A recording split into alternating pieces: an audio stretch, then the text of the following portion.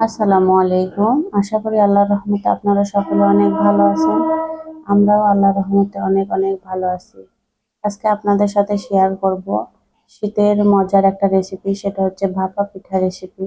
তো ভাপা পিঠার রেসিপিটা অনেকে ঝামেলা মনে করে বানায় না। তো চলেন দেখে নিই কিভাবে সহজভাবে এই ভাপা পিঠা বানাতে হয়। এর জন্য আমি নিয়ে নিয়েছি প্রথমে গুড়। এখানে আমার 250 গ্রাম গুড় আছে। তো সেই গুড়টাকে আমি এই যে দেখেন ঝুরি করে নিয়েছি। ঝুরি ঝুরি করে নিলে ভাপা পিঠায় দিলে দ্রুত গলে যায় এবং ভাপা পিঠা খেতে অনেক মজা লাগে। আমার গুড়ের কালারটাও খুবই সুন্দর ছিল এবং খেয়েও দেখেছিলাম যে অনেক মজার ছিল গুড়টা। তো আমি নারিকেল নিয়েছি একটা। এই একটা নারিকেলকে আমি ভাবে দুই ডিজাইন করে করে নিয়েছি। একটা দেখতেই পেলেন যে চিকন চিকন করে, আর এটা আমি আলু ভাজি যেভাবে আমরা কাটি সেরকম করে আমি কুড়ায় নিয়েছি। আমার এই নারিকেল কোড়ার ভিডিও যদি আপনারা দেখতে চান যে আমি কিভাবে এভাবে করলাম, তো সেটার জন্য আমি একটা আলাদা ভিডিও দেব। তো এর জন্য ভাপা পিঠার জন্য আমি নিয়ে নিয়েছি 1 কেজি চাউলের গুঁড়া। তো দেখতে পাচ্ছেন এটা আমার প্যাকেটের চাউলের গুঁড়া, আমি বাসায় তৈরি করি না, প্যাকেট কিনেছিলাম। তো সেইটা দিয়ে আমি তৈরি করে দেখাবো। দিয়ে দিব স্বাদ মতো লবণ। লবণ দেওয়ার পরে একটু ভালো করে মাখিয়ে নিব। এখানে আমি এখন পানি অ্যাড করব অল্প অল্প করে, খুবই অল্প অল্প করে পানি দিবেন। আমি 2-3 ধাঁচে পানিটা দিব। একদমই যদি বেশি করে একবারই পানি দেন সেক্ষেত্রে আটাটা নরম হয়ে যাওয়ার সম্ভাবনা থাকে। তো সেই জন্য অল্প অল্প করে দিলে আপনার সেই চান্সটা থাকবে না। অনেক বেশি পানি দিবেন না, আবার অনেক কমও দিয়েও করবেন না। খুব কম দিয়ে করলে ভাপা পিঠাটা টেস্ট ভালো আসে না, চাউলের গুঁড়ার মতোই লাগে, খেতে ভালো লাগে না। আর আপনি যদি নরম করে দেন সেক্ষেত্রে গোটা গোটা হয়ে যাবে, আপনি চালতে পারবেন না। তো সেই জন্য পারফেক্ট ভাবে আপনাকে পানিটা দিতে হবে 2-3 ধাপে। আমি দেখাচ্ছি যে কিভাবে আমি আটাটা মাখাচ্ছি। আমি ঝুরঝুরা করে আমি যেভাবে একটা মুষ্টি তৈরি করতেছি, তা আমার এই মুষ্টিটা হচ্ছে মানে আমার ভাপা পিঠার আটাটা মাখানো পারফেক্ট হচ্ছে। তা আমি এখন চেলে নিব আটাটাকে। সেই জন্য আমি একটা চালনি নিয়েছি। আমি একটা ঝুড়ি নিয়েছি, ওই ঝুড়িতে করে আমি চেলে নিব। দেখতে পাচ্ছেন কত সুন্দর করে পড়তেছে। আমার এই ভাপা পিঠার আটাটা তৈরি করা একদম পারফেক্ট হয়েছে, না নরম না একদম শুকনো, একদম পারফেক্ট হয়েছে। দেখতেই পাচ্ছেন কতটা ঝরঝরে হয়েছে। তা আমি নিয়ে নিয়েছি ভাপা পিঠার মোল্ড। আমি 2 রকমের মোল্ড করে ভাপা পিঠা তৈরি করব। একটা এরকমটা দেখালাম, ওটা ডিজাইন ছিল, আর এটা একদম প্লেন। আমি দুইটাতেই করে দেখাবো। এর জন্য আমি একটা হাঁড়ি নিয়ে নিয়েছি, হাঁড়িতে পানি দিয়ে দিয়েছি। এটা ভাপা পিঠা তৈরির জন্য পাতিল। তো আমি সেটারই এখন বানিয়ে দেখাবো। তো ভাপা পিঠার মধ্যে প্রথমে আমি একটা ভাপা পিঠা রেডি করব। প্রথমে দিয়ে দিচ্ছি চাউলের গুঁড়া। এরপর দিয়ে দেবো চিকন করে কোড়া নারিকেলটা। একটু বেশি করে দিবেন, তাহলে খেতে মজা লাগবে। এরপর দিয়ে দিচ্ছি গুড়। গুড়টা মাঝখানে দেওয়ার চেষ্টা করবেন সব সময়, কারণ সাইডে দিলে ভাপা পিঠাটা ভেঙে যাবে।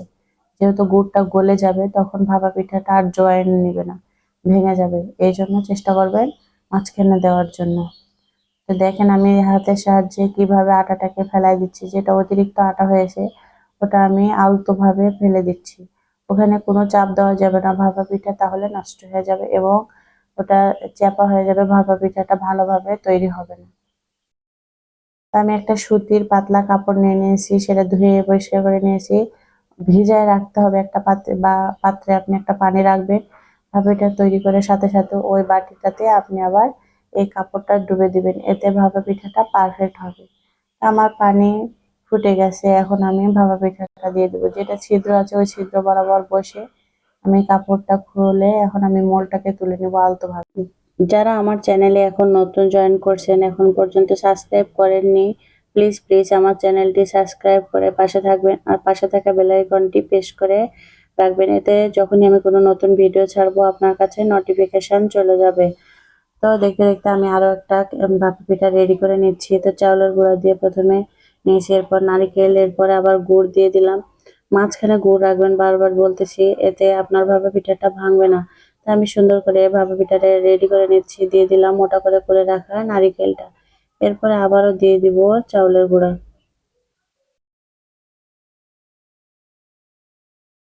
চাউলের গুঁড়া দিয়ে আমি আলতো হাতে আবারও চালের আটাটা ঝরিয়ে নিব। দেখতেই পাচ্ছেন যে আমি কিভাবে ঝরিয়ে নিচ্ছি।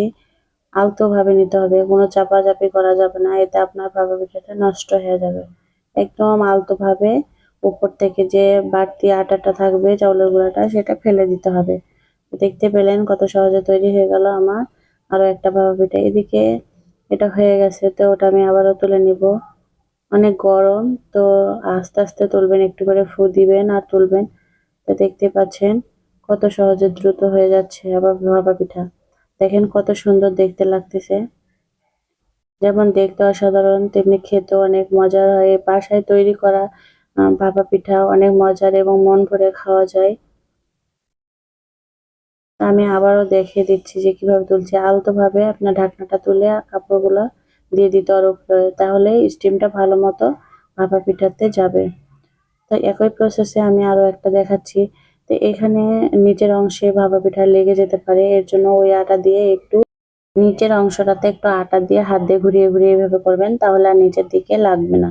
তো দেখতে পেলেন আমি কিভাবে করে নিলাম। এখন আমি সেম প্রসেসে আরো একটা ভাপা পিঠা আপনাদের রেডি করে দেখাবো। প্রথমে দিয়ে দিচ্ছি চাউলের গুঁড়া, এরপরে দিয়ে দিব চিকন করে রাখা নারিকেলগুলো। একটু বেশি করে দিবেন, এতে খেতে মজা লাগবে বেশি। এরপর দিয়ে দিব গুড়। গুড়টা সাইডে দিবেন না, একদম মাঝখানে দিবেন, এতে ভাপা পিঠাটা ভাঙবে না। আমি বারবার বলতেছি সাইডে দিলে আপনার ভাপা পিঠা ভেঙে যাবে, এতে ভাপা পিঠা আপনি তুলতে পারবেন না, নষ্ট হয়ে যাবে। তো মাঝখানে রাখলে পরে ভাপা পিঠাটা আপনার একটাও নষ্ট হবে না এবং ভাঙবেও না। আমি আবারও চালটা উপর থেকে আটা ঝরিয়ে নিচ্ছি। আমি আলতো ভাবে নিচ্ছি, দেখতে পাচ্ছেন কত সহজে সুন্দরভাবে তৈরি হয়ে গেল আবারও একটা ভাপা পিঠা। আমার ভাপা পিঠা যেটা চুলায় ছিল সেটাও হয়ে গেছে, দেখেন কত সুন্দর। আমার একটা ভাপা পিঠাও নষ্ট হয়নি, ভাঙেনি, কিছুই হয়নি, একদম পারফেক্ট ভাবে হচ্ছে। তো এরকম পারফেক্ট ভাবে ভাপা পিঠা তৈরি করতে গেলে আমার রেসিপিটা A to Z ফলো করা লাগবে। তো আমি আরো একটা স্টিমে দিয়ে দেখাচ্ছি আপনাদের। আমি হাতের সাহায্যে কিভাবে চেপে চেপে নিচের দিকে নিচ্ছি, এরপরে কাপড়টা খুলে আলতোভাবে আমি মোলটা তুলে নিব। দেখেন একটাও ভাঙতেছে না। আলতোভাবে আবারও আমি কাপড়গুলো দিয়ে দিব, দিয়ে আবারও আমি ঢাকনা দিয়ে ঢেকে দিব। আপনাদের বোঝার সুবিধার্থে আমি আরো একটা বানিয়ে দেখাচ্ছি। চাউলের গুঁড়া দিয়ে দিব আবারও প্রথমে, এরপর চিকন করে রাখা দিয়ে দিব নারিকেলগুলো।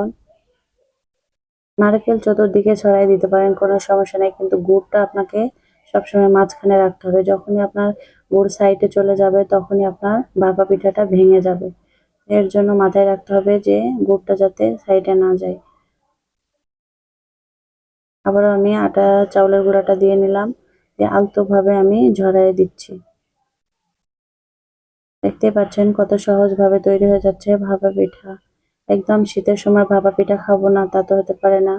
ভাপা পিঠা বাসায় তৈরি করে মন ভরে খাবেন, সবাই প্রশংসা করবে। দেখতেই পাচ্ছেন দেখতে যেমন অসাধারণ, খেতেও অসাধারণ। তো আমি আরো একটা চুলায় দিয়ে দেখাচ্ছি। দেখেন আমি নিচ থেকে চেপে চেপে নিচ্ছি, এতে ভাপা পিঠাটা ভালো করে সেট হয়ে যাচ্ছে। আবারটা কাপড়টা খুলে আবার মোলটা আমি আলতো করে টেনে নিব। দেখতেই পাচ্ছেন আমি কত সতর্কভাবে করতেছি। তা আমার এভাবে করতে করতে সবগুলো ভাপা পিঠা রেডি। আমি দেখাচ্ছি, দেখেন আপনাদেরকে কত সুন্দর হয়েছে। ডিজাইনটাও যেমন সুন্দর আসছে এবং ভাপা পিঠাটা দেখতেও আমার একটা ভাপা পিঠাও ভাঙেনি। প্রত্যেকটা ভাপা পিঠা আমার পারফেক্ট হয়েছে। এই ভাপা পিঠাটা দেখতে যেমন দুর্দান্ত, খেতেও অনেক মজার হয়। যেহেতু নারিকেল এবং গুড় বেশি করে দেওয়া আছে, নারিকেল আমি 2 রকমের দিয়েছি, এজন্য যেটা মিহি ওটা স্বাদ বাড়াবে এবং যেটা মোটা করে কেটে দিয়েছি ওটা দাঁতের নিচে পড়লে অনেক মজা লাগে খেতে। আমি একটা ভেঙে দেখাচ্ছি, দেখেন কতটা পারফেক্ট হয়েছে, মাশাল্লাহ। তো এরকম নিত্য নতুন ভিডিও পেতে চাইলে আমার চ্যানেলটি সাবস্ক্রাইব করবেন, পাশে থাকা বেল আইকনটি প্রেস করবেন, এতে যখনই আমি কোনো ভিডিও ছাড়বো আপনার কাছে নোটিফিকেশন চলে যাবে। একটা লাইক করতে ভুলবেন না প্লিজ, আর কমেন্টের মাধ্যমে আপনার মূল্যবান মতামতটি জানাবেন। তো সকলে ভালো থাকবেন, সুস্থ থাকবেন, আল্লাহ হাফেজ, আসসালামু আলাইকুম। দেখা হবে পরবর্তী কোনো ভিডিওতে।